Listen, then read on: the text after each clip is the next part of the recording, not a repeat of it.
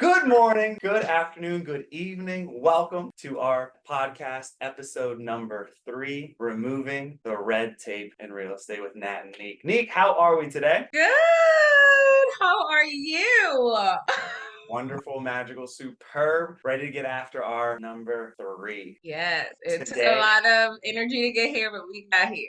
we made it work. So many schedule changes, so many I things. Life is know. hectic. There's a lot going on, but hey, for our viewers, for our audience, for our opportunity to spend some time together, we made it work. We're here for you guys. Exactly, we're here. So today, Neek, we're going to be sharing our process when it comes to analyzing deals. I'm a spreadsheet nerd. I thoroughly enjoy diving into the numbers and understanding how the numbers work, how a property will cash flow, if it does cash flow, if it's a good deal. And then once I go through my process, what we want to show you is once I reach that very end of my process, how I connect with my property management company, Neek, and we work together. She does things on her end to say, hey, based upon my expertise, this is what I recommend. And then I take her opinion as gold. It's very important that we have that owner, landlord, property manager connection going very well and strong, because that is a relationship that needs to be strong and needs to continue going. So before we get started, Neek, anything to share before we dive in? I mean, not really. I love what you said. I've really felt like a lot of people don't really monopolize off of the relationship they have with a property manager. A lot of times, the way I look at it, which we'll dig in later when it's my turn, we have more of a long-term interest like you do. It may be a small percentage of monetary value that we have, but we are the ones boots on the ground daily that has to deal with the tenants. So I feel as though you should definitely take your property manager feedback. Of course, you have your overall goals, but take what they have to say strongly, especially the professional ones and the ones that have been doing this for a long time, because they can help save you a lot of headache, a lot of money, and a lot of time. Let's end our headache, huh? Right. There, you like that? Yeah. Perfect. All right. Here's what's going to happen. I'm going to now share my screen so everyone can see what we're looking at all at the same time. Neat. Let's go ahead and get started. Here, I'm going to find a random property that we're going to analyze together. Notice my most recent search. Let's just start with all of Baltimore. Mhm. I'm going to, just for our sake, put it in between a 100,000 and a $120,000 property, and let's see what it Okay, does. sorry to cut you off. I'm just curious because I'm pretty sure people are going to ask. Now, out of all the property platforms like Zillow, Truilla, all of those cool sites, even MLS, what makes you pick Redfin? I'm just curious. Amazing question. Let's be honest here. If I had the choice, I would absolutely choose the MLS first and foremost. The MLS just offers the direct source. So your Mm-hmm. third party sites, exactly what you were talking about, Zillow, Trulia, Realtor, Redfin, all of those are third party applications and websites that pull directly from the source being MLS. So Right. for our users who may not be real estate agents, who don't have direct access to the MLS, these sites are the closest ones that they have access to. And Exactly. admittedly, for me, the best one is Redfin, because I'm able to find all the information as easily as possible. For me, there's other websites that offer other benefits, there's other strengths, but Redfin is the all around overall winner in my book. Right. I just wanted to explain that for our viewers. Yeah, I appreciate you asking. So let's actually open up a property here, and we'll go with this one here. This one is 909 North Kenwood Ave. And I want to make sure, let me throw out this statement here. This is the disclaimer that this is not necessarily a great deal, a good deal, or a bad deal. What Neek and I are going through, we are going through the process, and we want to show you, if I, as an investor, I put on my investor hat and I'm going through the process to find properties, this is what we want to show you from my point of view and from Neek's point of view. Exactly. So don't hold us liable if you go and buy this property. That's, Everyone results will differ, will that's, vary, should I say. that's exactly right. So here's what's going to happen.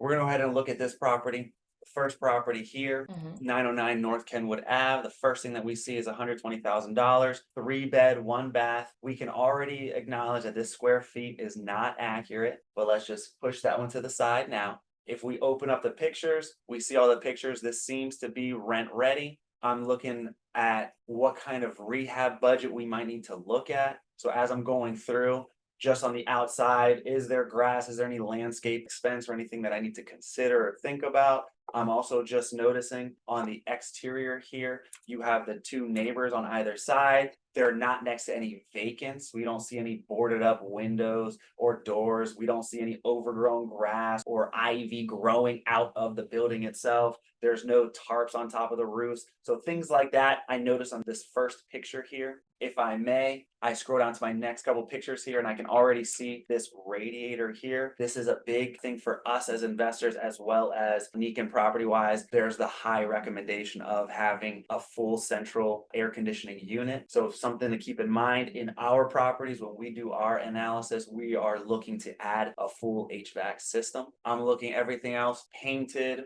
the doors, the flooring, everything looks nice and well. Kitchen's pretty open, right? So these are the types of things that I'm thinking about during the pictures themselves. Neek, is there anything that you want to dive in and step in or should I? I'm gonna be because I feel like our process is different, so I'm learning from you. I don't Yeah. want to overstep your battery, so this is a learning experience for Perfect. me. So in that case, thank you for bringing that up. What we'll do is I'll just go quickly through this so that we can then dive in and have some detailed, fun conversations. So Yes, depending upon what I see, pictures aren't always the first thing I look at because for me, pictures don't really mean too much because a contractor, a little DIYer, someone can change the either layout or the flooring or something cosmetic. What I like to do is focus on the numbers. exactly. And this is important for me to learn too, because I don't never knew your exact process. So I'm learning as much as you are. I like it. Now let's dive into the spreadsheet. This is where the IT nerd jumps up and down inside. I'm gonna move over. This is the 4 square rental analysis. So for those that have never heard or have seen this process, it is super simple. The goal behind this and this process and us sharing this with you is to get your foot in the door. We wanna get the ball rolling. We wanna show you that it's not that difficult. It's a rather simple process when we look at what does it take to make a property cash flow or how do we find a cash flowing deal. So you'll notice here there are 4 sections: the income, expenses, cash flow, and the cash on cash return. So notice on this spreadsheet, which you can find and we'll provide that sign up link for those that are watching this podcast. What I'll do is on the second tab, and again, once you sign up, you'll be able to pull and download this same exact spreadsheet that we're going to be reviewing together. It's a 4 square rental analysis. So you can see there are 1, 2, 3, and 4 squares that have to do with inputs that you are going to add into the spreadsheet that'll give you the end result. You'll notice any field that is gray here are fields that you could potentially change and add value. So let's start one by one. If you notice here, we have our income. So this is all the areas in which you can gain or earn income from this property. More than likely, and all of our properties are the same exact way, the rental income, this first field is really the only place that you're going to be receiving that revenue itself. What I'll do is I have multiple monitors. So if you see me moving around, that's because I have different monitors, different screens, I have different information I like to pull up. But for us, we're gonna try to keep this on one monitor. What I'm gonna do is I'm just gonna move this window over to the side and I'm gonna open up, and Neek, to your point, you mentioned, hey, what about all these other sites? I'm actually gonna go to Zillow. When I find Mm. my rental income, what I like to do is I like to leverage Zillow because you'll notice Zillow has a website called Zillow Rental Manager. Yeah. For me, I'm going for speed here. My goal is to analyze 5, 10, 15, 20 properties a day because this is a numbers game. More than likely, you're gonna find a lot of properties that don't cash flow, don't meet your requirements, don't meet your needs, which means I just need a number to plug in to see if it even makes sense. This is really my first phase of my due diligence is how fast can I analyze this property to see if it'll make sense. So let's go back. I have my information here. I'm going to double click this, copy it, Control C, hit a little paste. I love me a good keyboard shortcut. Once I have this information here, and this is the address, I go ahead and hit continue. And would you look at that, I now have my rental income. This will be verified later on in the process. But again, for speed's sake, I want to be quick. I want to analyze my deals. I now have 1,300. Now I go back to my spreadsheet and look, it's that simple. I put in the number here and it starts populating data. Once we're done with our income square, now I'm going to go to number 2, which is our expenses square. And what's super neat about this is all information you can find online. I'll move back over here, go to my Redfin, and I just start scrolling down. and I start seeing some home facts, how long it's been on Redfin, the year it was built, all that good stuff. But then notice under where it says price insights, I have an estimated monthly mortgage payment. And look at that, 630. And that mortgage payment also can be found, if I scroll a little bit lower, this payment calculator. So what I'll do is I will add all that information here. So if I have my spreadsheet here, I go to my expenses and it says mortgage. This is including just my principal and interest. So I see this number is 520. I'll go ahead and put 520. Move on to the next one. Taxes, you'll see that one right here, $79 per month. And this is all on a monthly basis. What did I say? 72.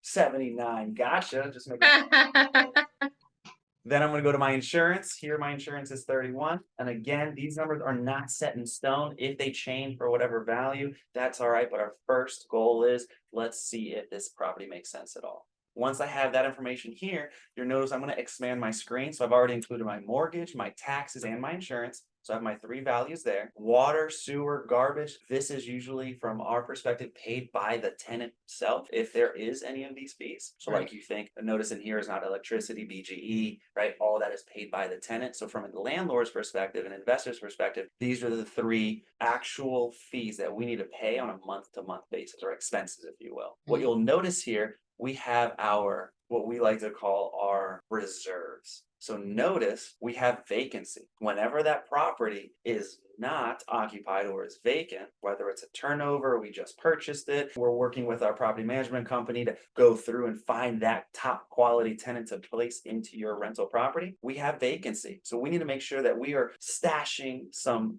cash in our reserves bucket for when that vacancy comes up. Along with repairs and capital expenditures, I like to separate these two. Repairs are your maintenance, things that happen on a month-to-month basis, or even if it doesn't happen in 1 month, we can keep that repairs to make sure that we have cash flow for when that repair bill comes up. And then capital expenditures are short for CapEx. I like to consider this as your water heater, your roof, your HVAC, those large purchases themselves. And then with our property manager, for all the hard work they're doing, we got to make sure they get a little cut of it, right? Yes. So to start it all off, we have our 10% property management fee right there. And notice it's already all calculated right here for you. And what you'll notice is these hard numbers here are not changed. The values aren't changed themselves. The gray is here in the percentages, because usually as investors like to do this math, it's based upon the percentage of the rental income itself. And what you'll notice on the bottom right hand corner of the square itself, we have our total monthly expenses right here, 1,085, based upon the expenses that were found in this column here. Now again, it's a 4-square method. So we've already completed square 1, square 2, our income and our expenses. And now you'll notice on our square 3, the cash flow, it actually automatically takes the rental income, our 1,300, places it in this field here. Then it takes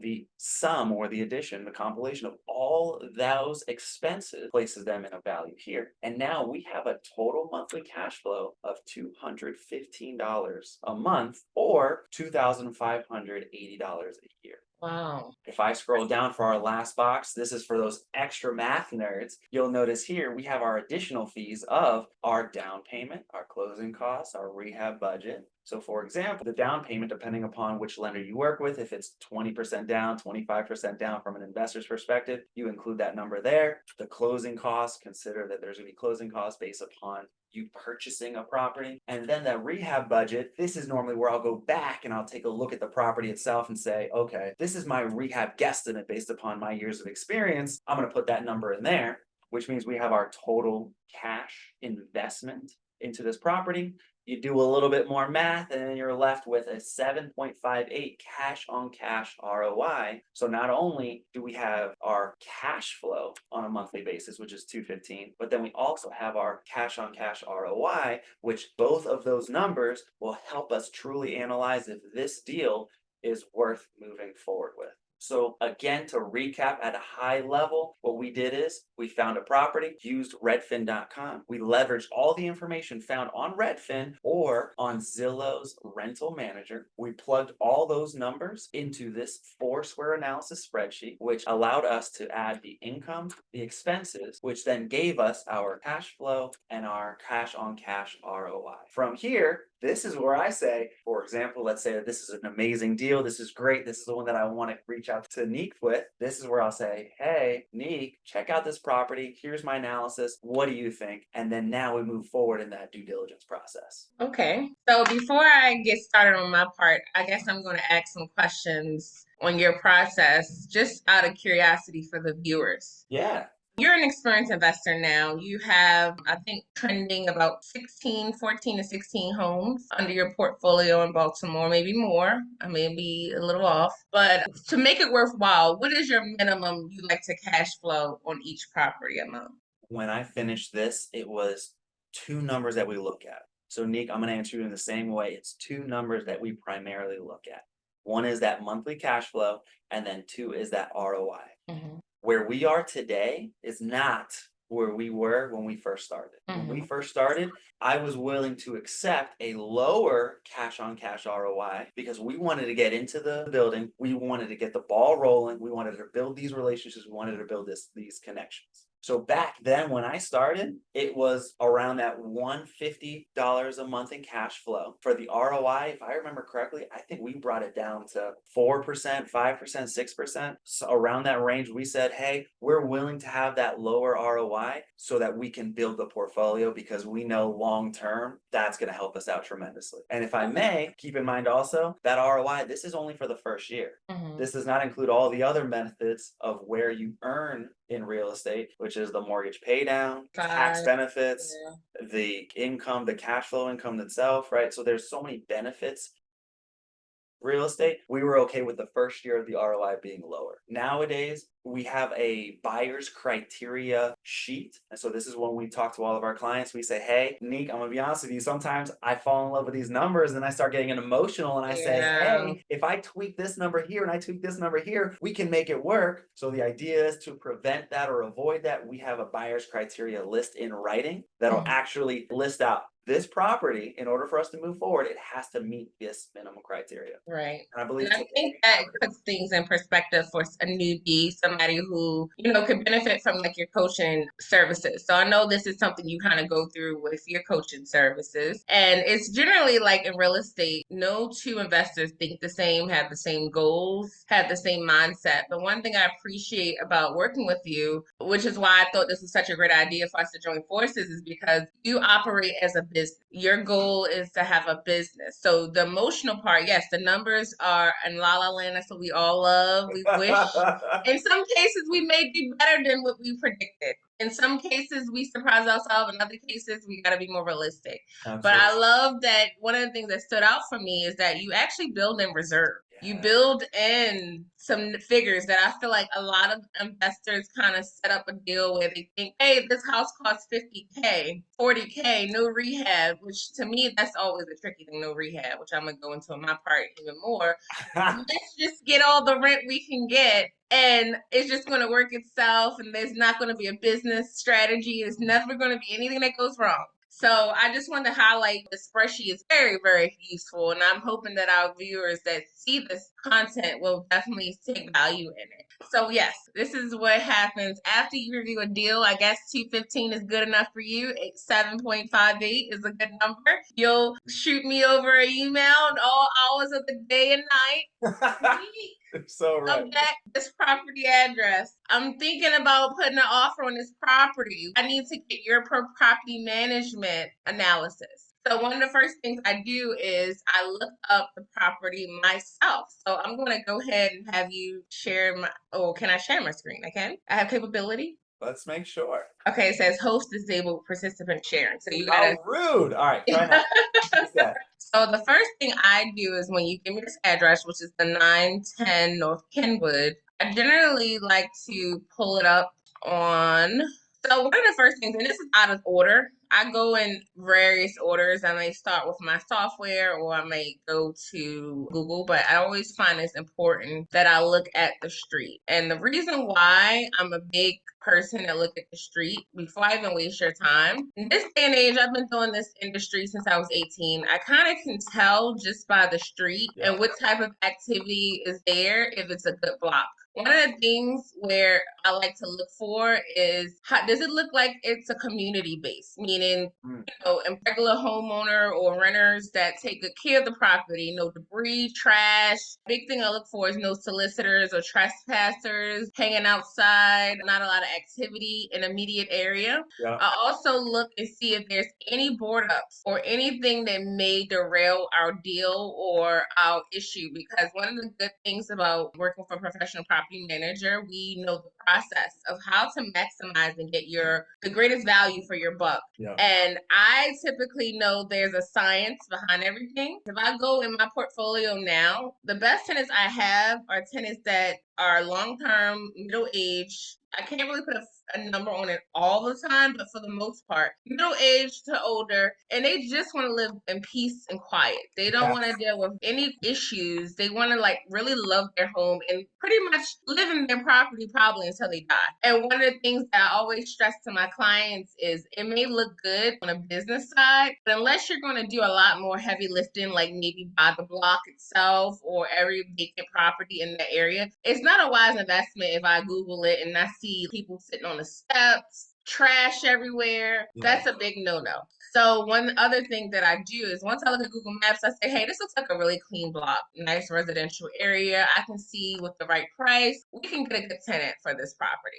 So after I look that up, I don't know if it's known to our clients. One of the things Nat forgot to do is we do offer free rental analysis on our website just to kind of give you an idea before you even decide to waste your time with doing the vetting process of a deal. You actually have the leisure at your convenience to go on our website, propertywise.com, anytime, any day, and we actually allow you to put in the property address and you will get a report to your email within seconds. Now, this reporting is not 100% accurate. In some cases, it can be a little bit, in my opinion, either too high or too low. So what Nat has gotten used to do, if he feels like the numbers are off or they're dead set with in line with what he researched, if they're off, he'll ask me like, can you pull up internal reporting? I do have another software that I use for my internal purposes, which I'm going to show next. So once you type in the address on our homepage,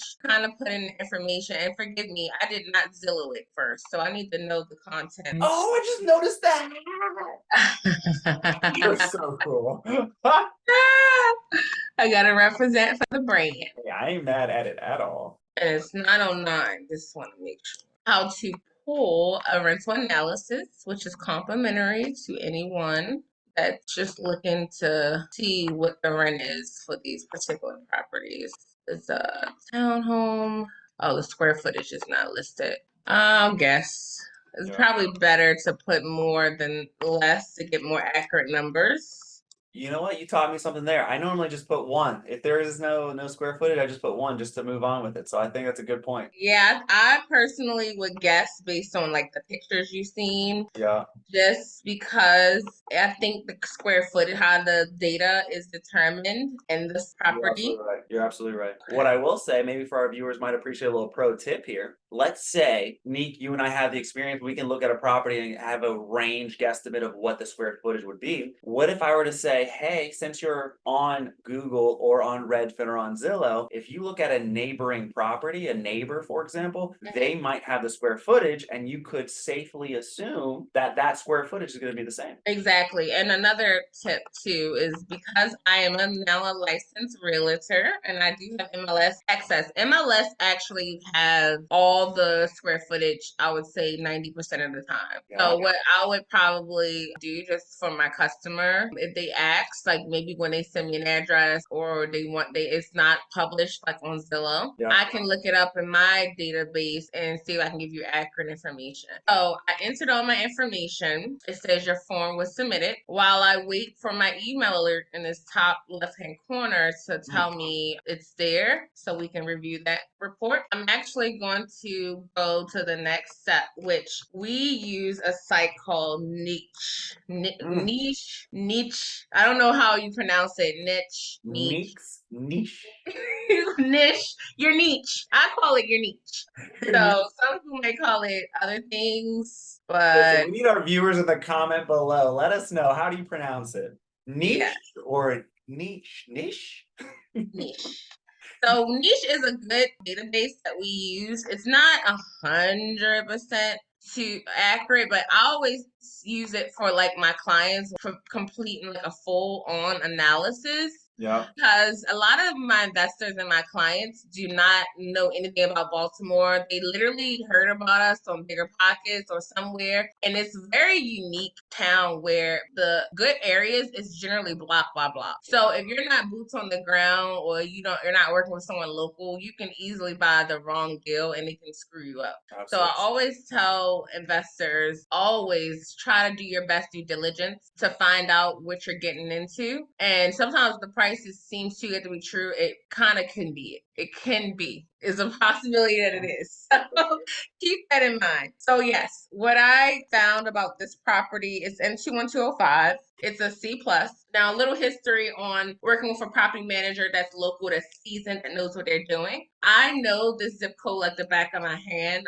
I worked in this zip code for years. I'm Baltimore native, born and raised. And one of the things that I do know is when you give me an address, the reason why I'm hanging up on more things that may not make sense to an investor business mindset, I'm the one that's going to be placing your tenant. Yeah. I'm the one that's going to make it make sense more on bigger than a business standpoint, more of an emotional standpoint, and really make it stick. So a lot of times, yes, you may find the best deal where it's only 10K and the numbers just kick ass. I hope we can cuss. It kicks butt. And you just want to buy this property because it's just too good to be true. Now, the deal is, yes, in the hindsight, you probably think, I can just hire a property manager, they'll deal with it. Any good property manager should not just want to deal with it because a good property manager is also kind of have somewhat conscious because we're dealing with people. Yeah.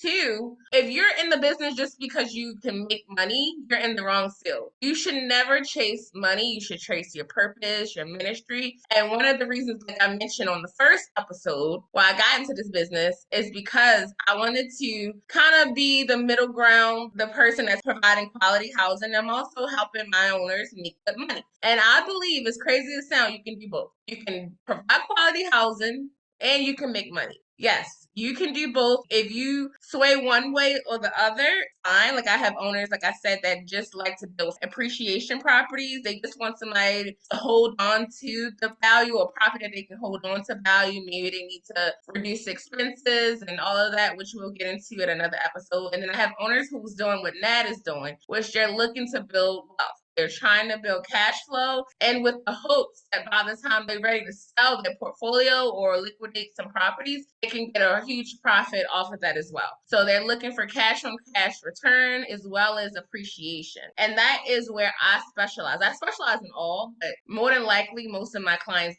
are what Nat is trying to do. So because Baltimore, like I said, is so unique, you do need to pull out all the stops. And for me, I used to be an agent that would just drive to every property and waste my time and waste my owner's time and was so eager and hungry to just sign up doors and get things done. And then I crashed and burned. And I do all of this process before because I want to be honest and real with my clients. I want them to know exactly what I recommend so that they can kind of keep in mind that, like Nat showed us in the beginning, his spreadsheet. Those numbers are maybe a little too conservative or maybe a little too not in the right position because XYZ. So niche is a great tool that we kind of tells you. I personally do not manage anything that has a rating of C minus, questionable, and less.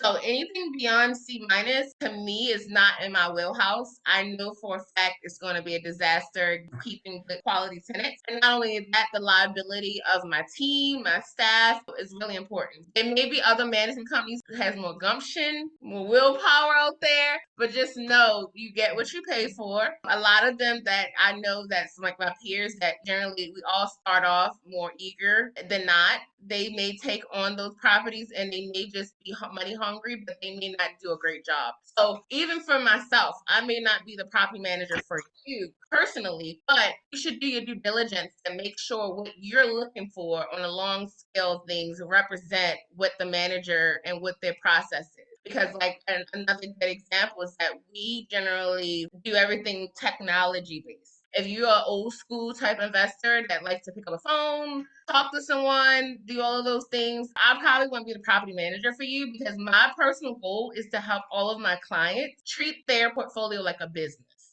So when you do a business, you need to analyze the property and treat every property as a separate LLC structure. And that's what I try to do. And So Neek, going back can jump to in. You bring up 2 points that I really want to touch on. When we look at not only niche.com, we're leveraging all the online tools at our disposal so that we can help us make the right decision. And exactly. once we use or leverage all those online tools, that's where Neek Property Wise come in, where we can say, hey, from an owner's perspective, I need to trust in my property management company that they're going to place the best, highest quality tenant in this property. Because once we go through the rehab and once we go through the time and the money to actually purchase a property, the intent is, like Neek mentioned, that we're trying to build that generational wealth. We're trying to build a portfolio. We're going to have this long term. So imagine, and this is something big I want to bring up back from the first episode when I was reaching out to different property management companies and trying interviewing them. Two things that Neek you mentioned.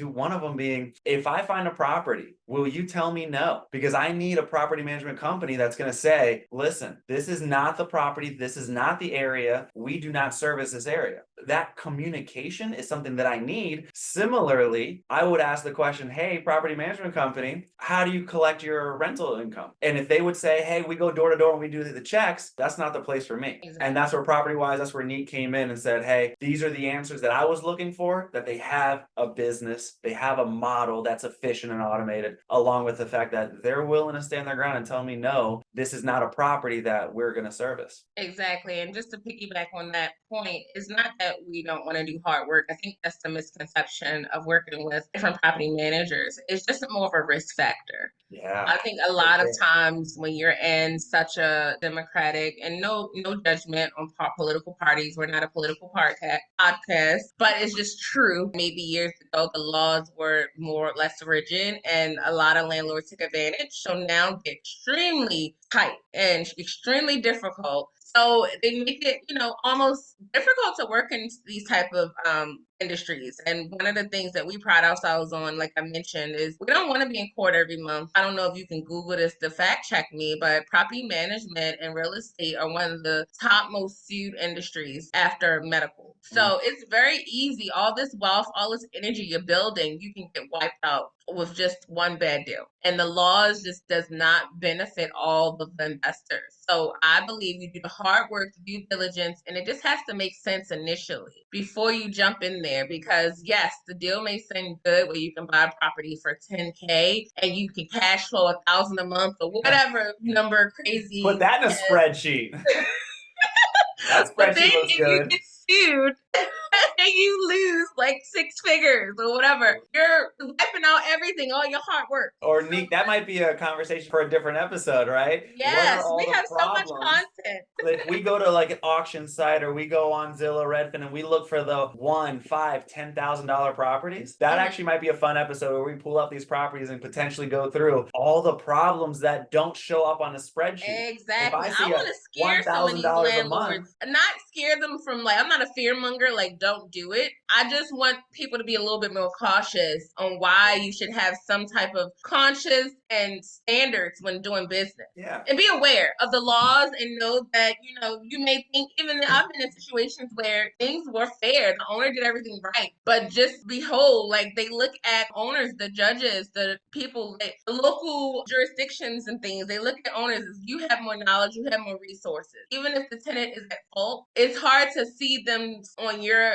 side as being somebody who's hurting. So it's just those little things that we know, like Michelle's, my partner's a landlord as well, and we've been doing this for so many years that we've been in court in front of judges and we had documentation, proof, everything. And we did not win. And it was a matter of that we had to get really good with being proactive and actually had to come to our own senses and say, all money isn't good money. Mm-hmm. Some deals are just not worth the risk. Before I get too carried away, because I feel like that's so emotional, that topic, right. That's good content for another Dive topic. in. Thanks for But bringing us back, Neek. yeah, another tool we use is BRHP.org search. And BRHP is one of the agencies do Section 8 housing, or I don't know what they call it in different areas, but in Baltimore we call it Section 8, where the government helps low income tenants. They subsidize their rent based on their income, and they pay, more than likely tenants pay 30% of the rent based on their income. The government subsidizes the rest. And one of the other things that we typically like to do is go on brhp.org,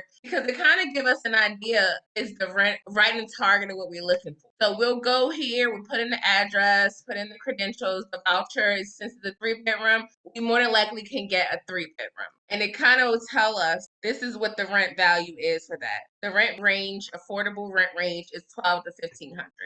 And that's right in line, like that 1300, 1350 figure that Matt had pulled on his spreadsheet. Yeah. So one of the things that we like to do as property managers is, because our business brand is so unique and we've built a reputation amongst tenants where it's kind of like an allure, like to live in a property wise property because of like the beautiful pictures and how we take care of our properties, and we're known for like fast maintenance. It's like a country club. Everybody can't get in. So we actually are really great with like building a wait list, vetting qualified tenants, because tenants generally know it's not easy to get one of our properties. And once you do, you know that you're in good hands. So we like to kind of be a little bit more aggressive with rent, because I feel like it changes the demographic of type of tenants that we generally like to get. Like, we're not trying to be greedy and charge more, but even if we put it on the market, let's say this is an affordable rent range, we'll try to go taper that line, go typically a little bit more than what the market is, not necessarily the range, but like, let's say the middle number is 1350. We'll start off by listing at 1389. I know it sounds crazy, but we realize a higher rent price, not too high, but a certain price attracts a different working class, more responsible type tenant, as long as certain amenities are involved in a property, which I'm going to go through in a second. One of the other things was the rental analysis that it was emailed. It's now ready. And yes, they gave a rent range of $12.93. So that number was pretty dead set great. And this is like how the reporting looked. It's how you all the benchmarks, days on the market. Right now, because we're in a seller's market, that also translates to it's great for renting, meaning because of the low inventory of properties available, we actually have been successfully able to lease properties within 2 weeks or less, only because of the certain things we do, which we can talk about at a later time, like how we know a property is going to be available. We do it as coming soon. If the tenant is vetted and they already qualify and they're strong candidates, we actually have them apply in advance, and we invite them to see the property before it's 100% ready. And then at that time, they put down a deposit and all of those things, so the property can get rented with hardly 0 vacancy days. So that's something we do on our end to kind of help our clients. But yeah, it gives you like all the data information here. It actually lists the square feet for us. So I must pull it from the MLS. You see that?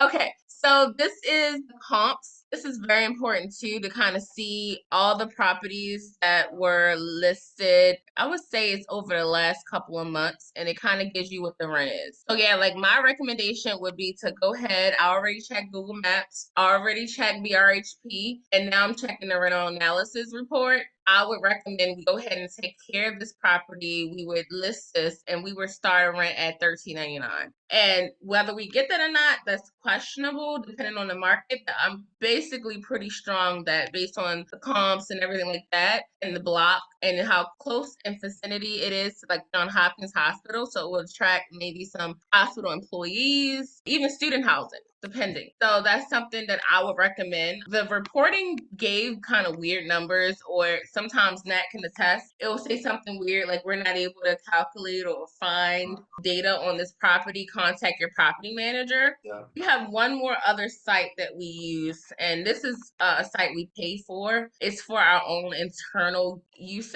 Sometimes I like to go on this site, and it's called Rental Meter. I believe it's available to all parties. Like, you don't have to be a property manager or a realtor or anything to sign up. It costs, but if you're my VIP client, you can get access for free, and we pay for it. So that's something to consider. Let me try to log in though. I might have to come back to this. And while that's loading, I just want to remind everyone, notice we've already used 3 sites that you yourself you can use right now with free access, either Zillow, the BHRP, and through PropertyWise's actual website, and look at the wealth of information from a rental income that you were able to get, even before getting to this 4th website that Neek is so graciously offering you. Exactly. And this is something that, like I said, anybody can hop on and use. We Yep. like to use it only because we realize Section 8 uses this when they determine rental analysis. This is a little trick to know. Section 8 actually uses the rental meter more than likely to determine what rent to offer you. I didn't know that. That's neat. Yes. When I first started looking into the different websites that would provide a rental income, I found this one's big in different websites or different communities. And then the moment I found out that I used all my free trials, I said, I'm not I coming back here. know. I'm way too cheap for this. It for me, it's worth the price only It makes because sense. It makes sense. only Especially with yeah, the only analytics and because data it provides. I know I went out of turn and I kind of talked on why it's important to get your property manager involved. Yes, we have a long-term interest for yourself and we can kind of mitigate risk and we know how the court systems work. I know your realtor is great at what they do. But when it's transactional based, they don't have to deal with the tenant on a day-to-day basis. Yeah. It can be a skewed view of like what the scenario could be. So one of the things that I did to my clients is kind of know how to know if your property meets our minimum qualifications. Yeah. Net brought it up. I mean, Net just asked about it recently. He liked that I said we kind of built this brand where it's like a country club. Tenants kind of know what to expect, and those bad tenants, which sometimes I'm not going to lie, in the years I've been doing, it's not always avoidable. People change, just like you and I could change. Life can happen. Sure. Start off great, disasters could happen, experiences could happen, they can be completely different. I realized that through the pandemic, a lot of people suffer in silence with mental health, and we're big on trying to help tenants. So it's not always bulletproof that who applies and maybe is good on paper. It's going to continue to be that way throughout the process. Yeah. I just want owners to know, like, it's not a machine. People are humans, they change. But your property manager should have a process on every scenario thrown your way. Nat has stories he witnessed this year where one of his tenants got killed. The family still stayed there. That was not in the lease. It's a lot of different scenarios that could happen.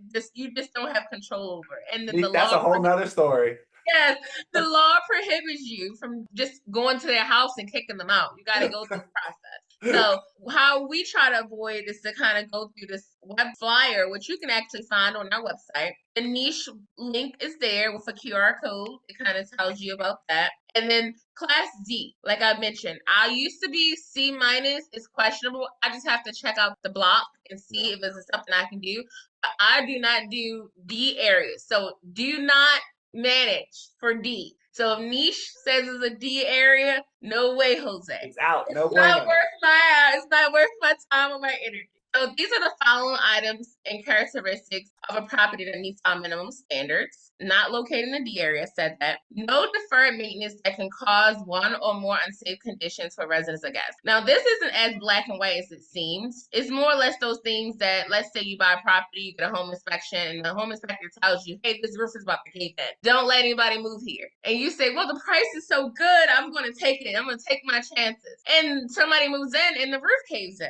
Yeah. Guess who's at fault? Yeah. Both of us. So those type of things we try to watch out for because again, we're dealing with humans. They're high liability issues, and we want to avoid things that we can control as much as possible. Does not have original wooden windows with lead paint. That's another one that's not as black and white as it seems. Now, the goal is, I don't know if you guys know about the lead laws and how it wiped out a lot of landlords since I want to say the 90s to the 2000s because a lot of homes in Baltimore City was formulated with lead paint. So the state actually has a law where if a property was built before 1978, you must have a lead safe certificate. That means an inspector at least goes into the property. They kind of do a gun test on all the wood areas and the paint just to see if the levels are high. Because if the levels are high and you did not disclose that to tenants or children, and let's say a tenant child picks up paint chips or whatever, you may be liable. So we can, again, another topic for another time. Not in violation for housing codes, has signs of mold. All of these are just pretty self-explanatory. I definitely know it's not sometimes you can always predict or understand, but it's also good to kind of know we're mentioning these things because if you go on Maryland Judiciary, which is a public data search case result website right now, a lot of landlords and investors like yourself or management companies are sued because of these things that's found improper. So Baltimore City is an older city compared to a lot of the new development cities. So it's a lot of things that could potentially harm or put tenants medically, like mold and things like that, in an issue. But as far as cosmetic, we just ask just for your benefit because if you don't, it's going to cost more money. If you paint the property in like a neutral tone, you prefer gray with white trim, at least an eggshell, sateen, or semi-gloss, because what we found is doing at least those finishes, you don't have to repaint the entire property every time. You can do touch up as long as the tenant has been a lot careful and didn't destroy. I remember when I first came in this industry, owners were doing flat paint. And you can just imagine, like, there's no way you can wipe down flat paint. So every inch of the house had smudges, grime, kid fingerprints. No. So it was just like a big no-no. And owners don't know, especially our newbies. This is something we curated for our owners who don't know what they're getting into. Which is another reminder why you want to work with a professional management company. Because all these things that you don't know, they're able to help you out with. And then the last 4 items is just things that, like I said, one of our practices is we kind of spread it ourselves. It's like a country club. And these are just things that quality tenants like to have in their homes, like black or stainless appliances, which you don't have to buy at retail rate. If you come through us, we have access to maybe about 3 or 4 used appliance companies that can give you a really good rate and warranty on your appliances. So you're not breaking the bank on those, as well as central air. Now, central air is questionable for a lot of times, especially if you're buying a row home that's in the city, because it could be costly to add. But you might want to consider that they attract quality tenants, and then it definitely increase your rent value a lot, as well as it affects your turnover. So every home that we've actually rented, I keep this data in my head like a Bible, that did not have central air, the turnover was 40% higher than it was not with central air. So, for example, all the properties that have central air, the owner may have had a tenant 2-3 years longer than they did without central air. And as we know, the more turnover, the more expenses. The same with washer and dryer. It's pretty much a staple now that all rentals include a washer and dryer. And then the lawn care, that's something simple that we can actually help you take care of, but you want to make sure that it has great curb appeal and is inviting. So yes, that's generally like some characteristics that we kind of do. And this form is free for any owner, potential clients of ours, or people that just want the information. It's on our website at the owner's resources. And that is pretty much my process. Oh, if the deal is questionable, if I cannot determine on Google Maps if it's a good block, if my owner feels that excited about it, take that drive and kind of check it out for myself. Yeah. And that's it. And that's it. Neek, thank you so very much. You highlighted so many valuable points, some of which we're going to have to talk about on our next episode. There's so much to talk about. There's so much to dive into. But at the highest level, a reminder for our new investors, new audience members, is that we want to be able to offer that value to you. So you saw kind of the high level approach of how we analyze our deals. There's a little bit more that goes into it to ensure that it is a good deal for not only the investor, but also for your property manager, because that is going to be a long-term relationship. And the headaches that your property manager does not want to have are the same exact headaches that you as the owner do not want to have. Exactly. I want you to be on the beach chilling and Hey, get your draw every month. And I can only do that if I can do my job efficiently. So let's partner together. Then we both can be on the beach. That's it. I can't tell you how much I agree with that one. Let me tell you something. So, Neek, before I turn it over to you for our outro, just a couple friendly notes. One, there's much more information for us to share as far as this whole process goes, and there's so much more topics to discuss in our future podcasts. So please do leave a like and a comment about some things that you saw or heard that you want to hear more about. Neek mentioned that I had a tenant that is deceased. Just to throw it out there, that did not happen in the property or the location. So another conversation we can talk Yes, about sorry. He died elsewhere, but the aftermath. elsewhere. Elsewhere. But even the turnovers, things to look for, how to find distressed properties, rehabs, there's so much to talk about. Let us know what you'd like to chat about. Neek, I'll turn it over to you for our outro. Yes. So, guys, I appreciate this time. I actually learned a lot, and I think it's such a great, informative.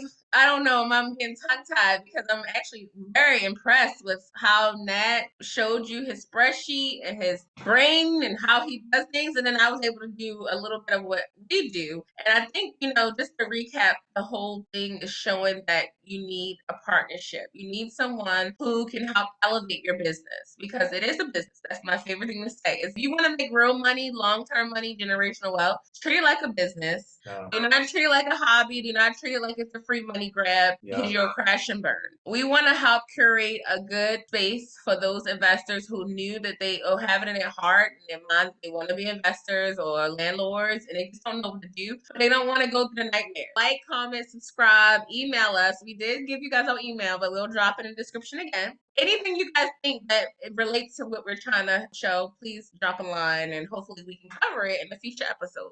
Thank you. So sit back, buckle up. You're in for a long ride of our journey throughout these past years. And we're signing off.